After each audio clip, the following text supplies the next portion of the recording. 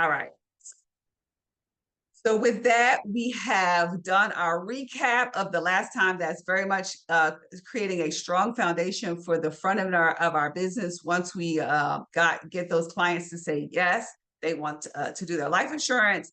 And so our next step is, once someone's been a client, how do we make sure if there's any challenges that come up, we do everything we can to keep those policies on the books. And so what we like to refer to this as is our Primerica morning paper. It's like every morning, I read the news nowadays. I should have changed the Yeah. picture to the news Yeah, on the mood your so they phone, can get right? Because most bigger. of us are reading on our phones or our iPads.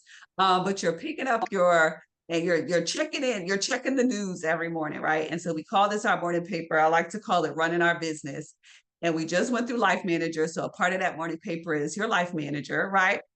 And then there are a number of other places that we might need to make sure we look when we're checking and doing our morning paper, right? And so one of those important places that we need to go look is called our recap advance statement report, right? And so where do we find that? Everything, this is for especially for new people. Most of the things that you're going to need to really check on your business and run your business is going to be in my POL, all apps for business and client management, right? That's going to be the home away from home. You wind up, clicking there whether you want to be there or not. But everything we need is most of the time going to be there, right? You have your life manager in there, but you also have your recap advance statement. Now, what does recap of advanced statement report tell you? For recap advanced statement will show you the policies that paid you an advance commission and the policies that caused you chargebacks. It shows you every single one.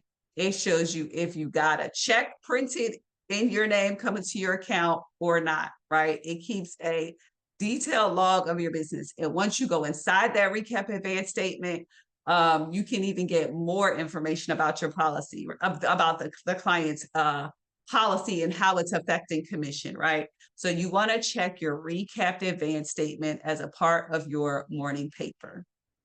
So let's talk about what causes chargeback, not takings, right? If you don't get all the stuff that we just talked about last week with Life Manager, if you don't get all that stuff taken care of and get an issue policy and you actually took money with the application, that can cause a chargeback.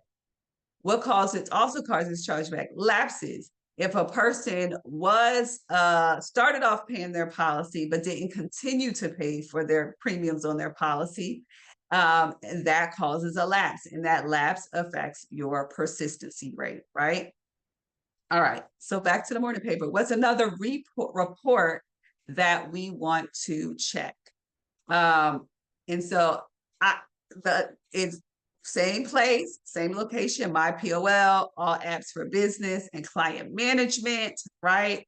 Our daily blast will show the facts about the life insurance business and other areas of your business. There's probably a lot in and daily blast that we don't even always use, but all these on this page, right? Everything on this page is a live link. Everything is going to give you a different report. But the reports that we're most concerned about in Daily Blast, it's the life reports. And so the life reports, you want to change that to all activity, and you want to check the date that you have, right? The date that you're showing. You want to show the current month or the next month. Obviously, these are old dates, so don't worry about that. But you want to show the current month or the next month. But what is it going to show you? It's going to show you policies that have been submitted. It's going to show you policies that are in the underwriting process.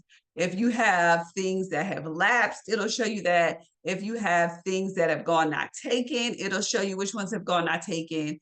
If you have additions, let's say you went in there and did a reinstatement, it'll show you that. If you did an addition to coverage, it'll show you that. It shows you for the current month all the policies that have some activity going along with them, right? But when you go in and you show the next month, right? And you say, so if I'm looking and this month is November, but now I'm going and looking at December, it's going to show me the policies that are about to lapse, basically, right? The ones that are about to lapse and affect your compensation. And so you want to look at that that next month, because those are the policies you want to be working on to try to prevent them from lapsing so that it doesn't affect your commissions, right? And so the daily blast report gives you a little bit of like a glimpse into the future to try to work on policies to save, right? And I'm going to talk a little bit more about that with the policy master activity report in a minute. But also, I went ahead and throw this in there as a part of your morning paper. You want to check your child rider conversion report, right? Because that's something that you just don't necessarily keep up with on your own. If you have clients who have child riders on their policies and their kids are turning 26 in the next, 6 months, 4 to 6 months, they have a report just for that, right? They're telling you who those kids are. They're telling you what those kids' birthdays are. They're telling you the policy owner, right? They're telling you when they sent the notice to the policy owner and when the offer expires, because the offer to do that conversion expires 1 month after that child's birthday, right? And so if you all probably remember this from the life insurance training, one of the beauties of a Primerica policy with the, let me get out of here for a second. One of the beauties of the Primerica policy with the child rider is that you can carry as many children as you want on your policy for one cost, but then individually, if you have them named, when they come off, they get the opportunity, or when they're about to age out, I'll call it aging to age out at 26.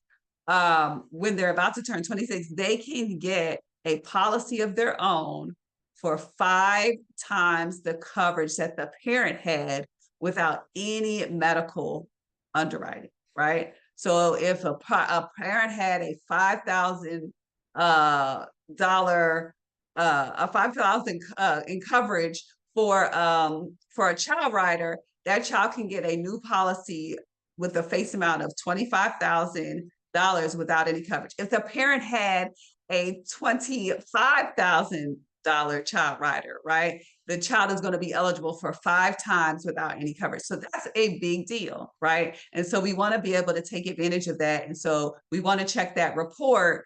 And it's also why it's important that when you do the child rider, you do list the kids' names and birthdays on there, right? On that policy.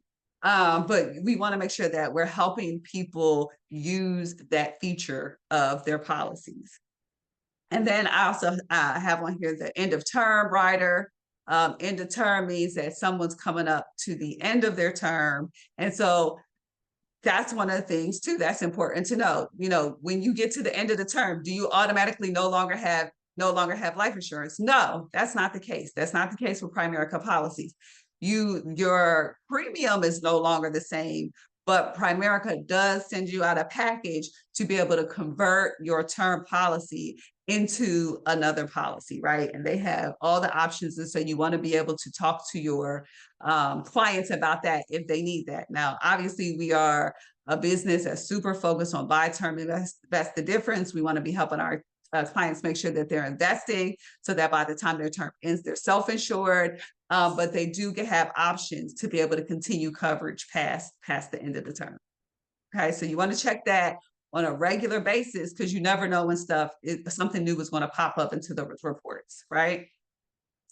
Okay, now I'm going to spend time on these next 2 reports, right? Because to me, they go hand in hand. So it's the life conservation report and the policy master activity report. But everybody has a life conservation report. So let's talk about where we go find that. Same default place, right? My POL, all apps for business, go to life conservation.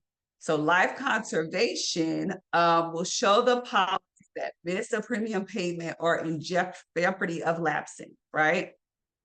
So these are all your ones that you need to be trying to reach clients as soon as possible, right? And so of course yours is not going to look this full. This is because we got a whole base shop, right? And so, but it'll have, you know, the date that the issue came up, what the issue is, how many, the client's name, the agent's name, right? It's going to have all this information about each policy. And so it has a place to put notes. You want to put any notes relevant to your communication with the client inside of this report, right? So you want to go in here and make notes. Did you reach out to them? Did you talk to them? When you talk to them, what did y'all decide to do? What happened? You want to put all of that inside of these notes, right? But then let me tell you the other things that I start to look at and the way I work this report, right? And the way that I kind of reach out to you all when it comes to working these reports, right? Because I use this as my kind of gauge of reaching out and make sure, did you see it? Have you talked to this client? Now, some clients will be on here and the policy master activity report, right? And so I I don't always realize which ones are on both, but I'm sure you will because yours is probably easier to contain, right? But what do I look at? I look at number of months of premium paid, right? Because if somebody has less than 13 months of premium paid, then they're the priority. Those are the people that we're trying to talk to ASAP, because those are the things that are going to affect our persistency, right? And so those are the ones that we're focusing on. If we have a limited amount of time, we can only talk to, call whatever, a few people right now. We're going to focus our time on the people who have less than 13 months, because what you see also is that there's potential chargebacks, right? And so they tell us what the potential chargeback is for those clients. And so we want to make sure that we address those, right? And then you see a paid to date. So paid to date is telling me, and I'm gonna say this a couple times about paid to date. If it is at late pay offer stage, from the paid to date says this was literally the last date that this person technically had coverage, right? And so what Primerica does is they try to get the new premium, let's say a week or so before this paid to date, right? And if they can't get it, they give you a 30-day grace period, right? Of what they call, even though you're not technically covered, they give you that 30-day grace period of coverage. Then what they do is they give you another 30-day period after that where you're not covered, but your policy has not lapsed yet. They give you another 30 days before they actually lapse your policy, right? And so that paid to date to me is very important because that means that is setting my time clock, right? And then there are different messages. So you have late pay offer. Late pay offer means that there's been 2 months of premiums not paid. So they tried to get it 1 month. It didn't happen. They tried to get it the next month. It didn't happen. So now that person's in late pay offer. You have premium payment return. This can mean two different things. This can mean that money that went in with the application was returned because of insufficient funds, or this can mean that you have a client whose policy has been enforced for a little bit of time, but now they have insufficient funds, right? So premium payment return generally means insufficient funds, right? You have a client requested to cancel, and it has two status. It can be pending or complete. You have lapsed, and then there's one more that I missed, but I'm gonna catch it somewhere else. But those are basically the different statuses that you find in this policy, and it helps you understand what you need to talk to Primerica about and what you need to talk to the client about. Okay. All right. So let me go forward. All right. And so what I said that this one goes life to all the sports reports that we talked about so far. You can go onto Primerica online. You can find them yourself. You have access to all of them, right? Now, what this last one is, the Policy Master Activity Report. This is a report that RVPs get. And so if you've been in my base shop for any period of time and you've had clients, you know that sometime at the beginning of the week, right? I've moved to doing it every single week. If you have something on that policy, if you have something in this report, I'm going to take a little screenshot and send it to you, right? And so this is what it looks like for me. Now, when I open up this report, guys, I open up this thing, I open up this report every Monday, right? Some days, sometimes it's 4 pages, and then sometimes it's 12 pages. And when I say it's 12 pages, I'm like, oh Lord. But what I prep for as I'm going through it, because everything's not bad in the report. So sometimes it's stuff like address changes. You'll be surprised how many address changes come through. I do not send that out to you guys as the agents. I just don't. If your client's address change, if you ever need to know it, it'll be updated in the system. It doesn't matter, right? It'll tell me 1 year anniversaries. It always tells me either 1 year anniversaries, or sometimes it's a little inconsistent. It might tell me people's IBRs are about to, their increase in benefit riders are about to hit. But it does always tell me 1st year anniversaries. And I don't typically send those out unless, I'm like, oh, every so often I'll do it and I'll say, hey, this client's IBR is coming up. You might want to do an annual review, or you might want to remind them. But I don't, it depends on what else, all that's going on. It depends how many pages it is, right? But what else it tells me is it tells me all the other messages that I talked about in the life conservation report, right? And so let me break down what this policy master activity report looks like, so that when I send it to you all kind of have an idea of what to look at and what actions to take, right? So what I send you, so this right here, you see this dotted line. The dotted line means that there's 2 things happening. There's 2 different clients on this page. And so what I normally do is I'm just screenshotting you your client, right? And you got to zoom in on your phone and kind of look at a couple of things, y'all. I'm trying to redact people's information here too. So that's what some of these little boxes are. But I'm looking at pay to date. So this was exactly what I was telling you. Now, pay to date on a late pay offer and pay to date on insufficient funds are actually going to look different. So that's just a FYI. The one that's really important is a pay to date that comes with a late pay offer. Because what I know is from that date on a pay to date that's accompanied by a late pay offer, is that, like you see this one here, it says June 22nd, 2025. I know that on August, 2 months later, August 22nd, 2005, that this thing is lapsing without hesitation, without fail, unless we get it fixed. And so I have to do, and I also know on July 22nd, 2005, this person will no longer have coverage, right?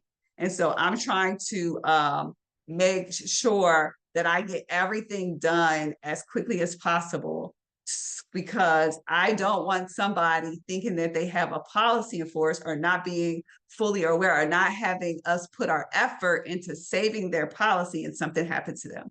Right. And that's the way I think about it. Like, I don't want something to happen to this person before they at least hear from me that we're trying to get their issue fixed. Right. And so pay to date is an important thing that I look at. And then I say, if it's late pay offer, it'll lapse exactly 2 months from the date. I look at the policy issue date. How long has this person had the policy? If it's within if they just got it in the last 13 months, of course, it's going to be of high priority. But if somebody's had it for a long time, a lot of times those are just mishaps, right? Like those people are super easy to get to be like, oh man, I need to hurry up and get my policy back. Okay, what do I need to do, right? Those ones are generally easier to fix, I think. And then I look at what the message is. And so you see here, this is late pay offer. I in recent times, I've started sending insufficient funds to you guys, because I'll say, watch this, keep an eye on this, because insufficient funds, I'll talk about that here in a second, but I watch it a little differently. But late pay offer is high priority within 13 months, high priority. We're getting on that. We're not letting that linger, right? Okay. So what I then do is I take that client's, so the policy has this message, this report has the policy number on it, right? So I take that policy number and then I immediately go over to Life at Policy Inquiry, right? And I put that policy number in Life at Policy Inquiry. I put it in there. You can have no spaces. You got to have just the digits, no space on the front, no space on the back. And then it pulls up all the details for this client's policy, right? And so it's telling me all kinds of stuff. But what I'm then going to do is I'm going to click on banking and payment information, because this is now going to really help me see what needs to get done, right? Or where to start from. And then if I have any questions, I call the company, right? But first thing I notice here for this client, right? There is nothing here in the banking. There is no banking information. So that's okay. Boop. Issue number one. There's no banking information. I have to have banking information. That's one thing I'm talking to the client about. Issue number two. This billing mode is on monthly direct premium. That means that the person has to go in and pay themselves every month. I want that billing mode always to say monthly pack, unless I know for a fact that I know that I have a client that does an annual premium and they do it without fail, without issue. Other than that, if you're not one of my special clients that does annual premium and you're the bomb like that and you take care of it, I need this to say monthly pack, because monthly pack means that it comes out automatically every month, right? I'm going back to that pay to date date, right? Pay to date. That's highly important. So I'm making sure, does that say the same pay to date on the different reports, right? I'm paying attention to that. And I need that pay to date to say a future date, not today, not yesterday, or any day before that. I need it to say a future date, because that means that person's payment is actually being paid correctly, right? That's what I'm looking for. And then you guys, and this is one I'm not sure we all pay attention to, but this next one is right under the pay to date on this one. It says return payment and process, right? So when this is in insufficient funds, you will see that there is actually a dollar amount here.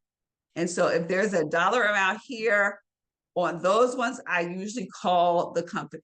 Right, I call Primerica's policy owner services, and I'm asking, did y'all debit the account once or twice, right? And has the client does the client have anything pending, like they called themselves, right? A payment pending, like they tried to take care of it on their own, right? So I'm looking at this return payment and process date. So for insufficient funds, I find myself calling the company more often. For a late pay offer, I already know what I need to do. I'm just going to call the client, right? For the one that I forgot was account stop. So let me go through different actions and different what do I call statuses and different actions. Okay, so premium payment returned or insufficient funds. I'm calling the home office, right? So I can get the most up-to-date status to determine what is needed, right? Then I'm contacting the client or texting the client, hey, you showed up on my report. Just make sure everything's cool. Primerica will try to draft twice, right? Primerica is going to try to draft the first time. If it doesn't work, 2 days later or something, they're going to try to draft another time. After that, they're not going to try again until your next payment date, right?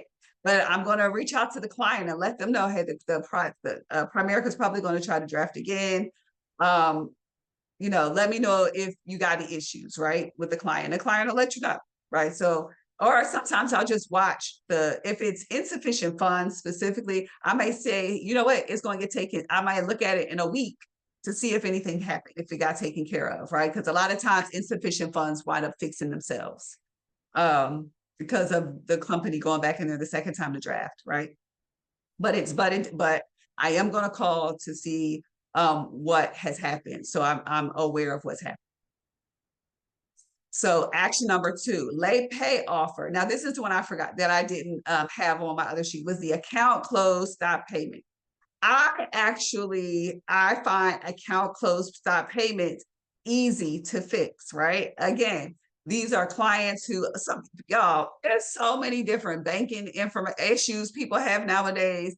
People have, oh, I had this happen on my account that, so I just told them to stop everything. Oh, I have funny business happen in that bank. I'll stop messing with that bank. I'm switching everything over to this bank. I just got to go ahead and add my life insurance back in there, right? So I find those very, very, very easy to fix, right? But the actions for these two are the same. The actions for late pay offer and the actions for account close stop payment are the same, right? I'm contacting the client. I'm letting them know that payment needs to be made and new banking information needs to be submitted. Those are two different actions, right? The only time they're the same action is if the client um, submits the information into, how do I explain this? Okay. So if you go in the app or on the website, and when your payment is due, it's a banner at the top that's telling you. You can go in and just pay it, or you can go in and actually change your banking details. Whenever you change your banking details and you owe money, they're going to take the money within the 24 to 48 hours. And then now you also have banking information in. Just because you go and make a payment does not mean that your banking information is now saved. Okay, so that's the difference. So I'm gonna say it again. If you just go in, make a payment, your banking information is not saved. If you go in and after or actually submit your banking information and authorize it, and you have a routing and account number, and you pick a new date for the drafting amount, when you do that, that will pay your premium and also save your and put it back on monthly pay, right? So that is important to know the distinction that is two, it's you're taking care, you have to make sure you're taking care of both actions. Now, if you have a client who their policy is about to lapse in the next 3 to 5 days, they need to go just make a payment, and then we'll submit the banking information separate, right? But making a payment is the highest priority. It all depends on how much time you're working with. But otherwise, by submitting new banking information, it helps solve all your problems, right? Okay. And then the third action we have on here is just if it's a lapsed. If the policy is lapsed, all you really need to do is contact the client. Contact the client, reinstate the policy. You can always reinstate any policies using Turbo apps. And now Primerica made it so that you can actually reinstate your policy on the My Primerica site or app, right? So that is incredibly awesome that they've allowed us to do that now, but that does not mean we just leave it to the client to do it. We also want to make sure that we're walking the client through the process, right, with them so that it gets done, right? And so the policy can be reinstated by the agent using Turbo apps or by the client using the My Primerica account. Note this, you guys, anytime you do an electronic reinstatement, it only allows you to do a redate. And so what does redate mean? Redate means that depending on when the client got the policy, their premium may change some, right? Because you're doing a redate. The only way that you can keep the same, that you're guaranteed to keep the same premium is if you pay back premiums. Excuse me. But that becomes a paper process, and you need money order and all this other stuff. It's not worth your time. It's not worth your effort. Client is not going to do what you asked them to do, right? So what we're going to do, we're going to do these electronic options, and we're going to be on our merry way. But here's the deal, though. The deal is that, and this is why we fight to save policies before they get lapsed. The deal is, and this is why I appreciate Primerica giving the full, what I call the 60 days. The deal is that once a policy lapses, to reinstate it, you have to go back and redo medical questions, right? And so when you go back and redo medical questions, you then open yourself up, or you open the client up to having to do all the medical stuff again, right? It's up to the company's discretion whether they want to or not. And then going back into doing underwriting again is up to the company's discretion if they want to do underwriting again. And so I find that life is easier for everybody if we save these policies from lapses. Okay.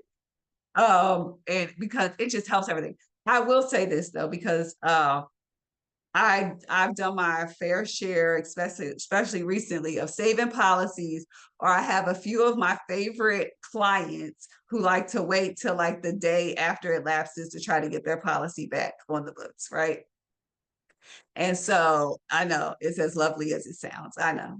So, but what I find is that they still go through quickly. I find that Primerica doesn't hold it up and they don't make a big deal out of it, which I appreciate. They do adjust the premium, they do, but they generally do okay with that. But I don't even like to chance it because the last thing you want to do is be in a position where you're like, oh, you got to redo your pyramid. Oh, we got to, schedule that and all this stuff. It's not necessarily what you want to go through. So if we can save it from lapsing, then that's the best thing. And then even if it does lapse, if we can get it reinstated as quickly as possible, it winds up helping out. Okay. All right, let me jump back in. Okay. And then the last action is cancel by client. At the very least, you guys have a conversation with the client, find out what the situation is, contact home office, see what home office is, so you know anything that you need to know, and then contact the client and have a conversation. Right, that's the most important thing to see what the situation is. Okay. All right. So let me talk a little bit about how to, and hopefully because everybody uses Turbo apps, you already know how to get to these things. But I just wanted to emphasize that by going to Turbo apps, by going to a policy change form or reinstatement, you can get so many things done, right? And so by doing this policy change / reinstatement, it allows you can add the banking information as the agent, right? It allows you to add new banking information, allows you to do dang near anything that you need to. It allows you to change the date that the client wants the premium to come out, right? It's just very handy. It's the way for the agent to do the things that you need to do along with the client, because of course you have to be with the client to do these things. It allows you to do reinstatements. And let me say this, depending on, so some of us have been here through the term now versus the all the different policies that we have now, right? Depending on what type of policy the person has, the Turbo app is going to look different, right? It may use DocuSign to do signatures, or it may just use social security number to do signatures, right? A lot of that depends on what type of policy the client has, but the Turbo app leads you through the process, right? And so just follow the process that the Turbo app is leading you through to make the changes that you need to make. But submitting banking information is a big one. You got to go into Primerica app. You have to go into Turbo app to be able to access the page like this to make the changes that need to be made. Okay. Hopefully, and this is what I really want everybody to do. Every single person on this call needs to be very familiar with My Primerica, right? The My Primerica app and the myprimerica.com website. They look the same. They have the same interface. When we're dealing with our clients, we want our clients to be familiar with them, right? And so when you come in here, this is what the homepage looks like. I send it to everybody as myprimerica.com. It's really my.primerica.com. It doesn't matter. Both of them take you to the same place, right? You either have your username or your password, or you register, right? And once you go through the registration process and it says, yes, I recognize you, it'll let you into the site. A lot of times, I don't know why, it don't recognize everybody. It doesn't matter. If it doesn't recognize them, have them call, get it set up correctly, It's not out of bounds. It's not crazy for them to not recognize people. It happens all the time. And so just get them to call and get it set up, right? So hopefully we're doing that on the front end when the client first gets their policy approved, right? Hopefully that's how we're getting them set in My Primerica, so that if they have any, issues that come up on the back end, they're already set up and signed into the site. So it's just like, okay, yeah, let's go open up your app and let me walk you through how to do this, right? So once you get signed in, you'll see, this is the bottom half of the next page that you'll see, but you'll see the person's policy number. Again, I'm redacting information here, y'all, because this is our personal policy. So, right, because we're Primerica compliance. We got all the apps. We got the client apps. We got the agent apps. We got it all, right? So it's going to have your policy number, and you see that's in blue, so you can click on your policy details, as your monthly bank draft dates and all this kind of stuff, or the mode and the dates, has your name, how much coverage everybody has. But what it has most importantly is this section right here that says need to make an update to this policy. And this is how you're going to direct your client, right? If I want to update mine, you're going to click on that, and then you're going to see this menu, right? So these are all things that the client can make updates to, right? And so for this, you can do any of these. You can go straight to bank account. You can go straight to billing method. At the end of the day, you're going to wind up changing the bank account or adding the bank account, adding a new draft date, making sure that it's on monthly pack, right? But where you start doesn't matter. You can pick any of them. And so you want to be familiar with these pages and how they look, so that when you're walking your client through it, you can have them. I screenshot just this part, this need to make an update to the policy part. I'm circling stuff on my phone. I'm sending it to clients too if we're communicating that way. But obviously my preference is to get on Zoom and to walk them through it. But you want to be familiar with it, and you want your clients to be familiar with it, right? Because this is how they, on their end, add new billing and banking information versus you having to go into Turbo Apps and do it, right? Those are the two equivalent things. Either you're going to do it through Turbo Apps, or they're going to do it through the agent websites. Okay. All right. And so I'm going to kind of do this summary, and then we'll take any questions or discussions. But otherwise, let's talk about, so all of this is persistency related, right? Everything we just been talking about is how do we increase our persistency, and how do we reduce lapses, right? We want to check our morning paper 2 to 3 times a week. Pick your days. Okay, every Tuesday I'm gonna check it, and then I'm gonna check back on Thursday just to make sure things are where they need to be, right? Call and text clients with any issues. I call especially for this kind of stuff, because these are clients that have been on the books that you have kind of communication with. But and most of the people that I'm calling are not people I've set up stuff with. So I'm calling, hey, this is Rahima Bracy. I'm from your Primerica office in Houston or wherever you're at. You came up on my report. Your policy came up on my report. I want to make sure that you have all the information you need whether it needs to get new banking information or whatever it is, it looks like your bank may have kicked back your premium payment. We want to make sure that you're able to keep your policy in force. Please give me a call back. I'm also going to text you, because I'm going to hang up and text you too. Okay, so I'm going to text you so that as a follow-up, right? And so you want to call and text clients with any issues. I'm giving them solutions, and then I'm giving them, hey, let's set up a time to get together to walk through it. Have a plan of action, right? Be prepared to make updates on the spot. So if you're calling a client, be prepared to be able to fix whatever needs to get fixed at the time that you call them, right? Guide clients through the process, especially if they're using My Primerica. You don't want to necessarily leave them to their own devices. If you need to you want to guide them through the process to make sure it gets done, right? Especially if it's their first time really interacting or interfacing with the app. And then you want to check in a couple days just to make sure everything is as it should be. So if I'm checking back in a couple days, I'm going back to that policy inquiry page.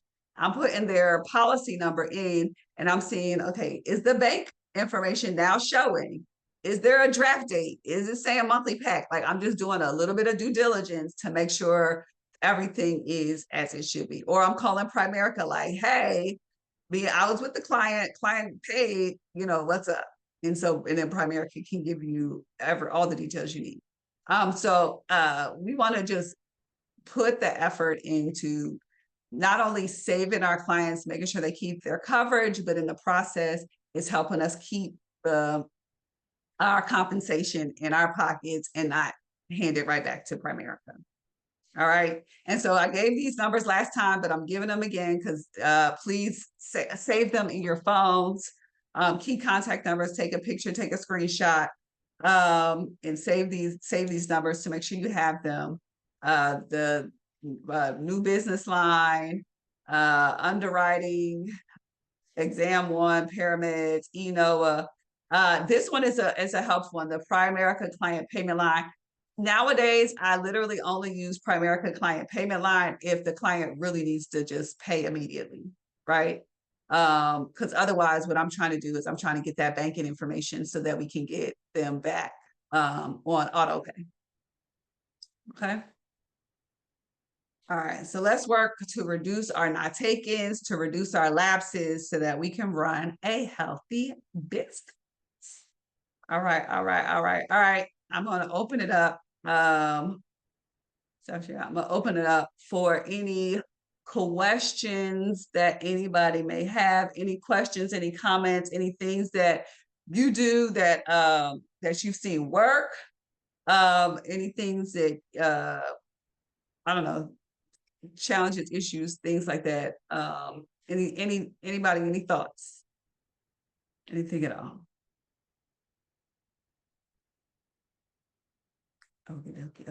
Okay. Let me stop.